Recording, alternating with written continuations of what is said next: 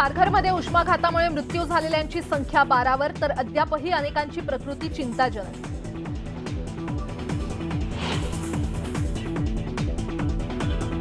श्रीसेवकांच्या मृत्यूने अप्पासाहेब धर्माधिकारी व्यथित, घराबाहेरील रांगोळीही पुसली तर समाज माध्यमात येणाऱ्या प्रतिक्रियेमुळे पोलीस बंदोबस्तात वाढ।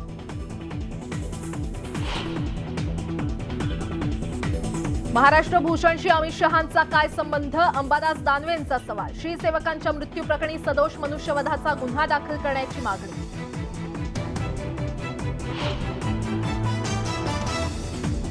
महाराष्ट्र दिनी सेना भाजप युतीचा मेळावा। वरळीतील कार्यक्रमात शिंदे फडणवीस करणार मार्गदर्शन तर 1 मे रोजी महाविकास आघाडीची बीकेसी मध्ये सभा।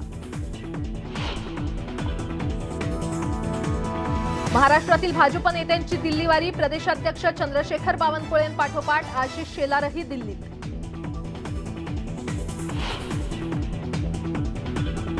पत्राचाळ घोटाळा प्रकरण सुनावणी 10 मे पर्यंत तहकूब। पुढील सुनावणीत सर्व आरोपींना कोर्टापुढे हजर करण्याचे तपास यंत्रणेला निर्देश।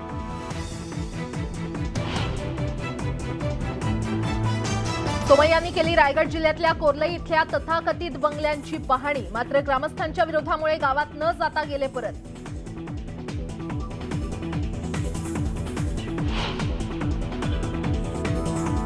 आणि भेंडवळची घट मांडणी अक्षय तृतीयेच्या मुहूर्तावर तर रविवारी अंदाज जाहीर होणार। राज्यभरातील शेतकऱ्यांना भविष्यवाणीची प्रतीक्षा।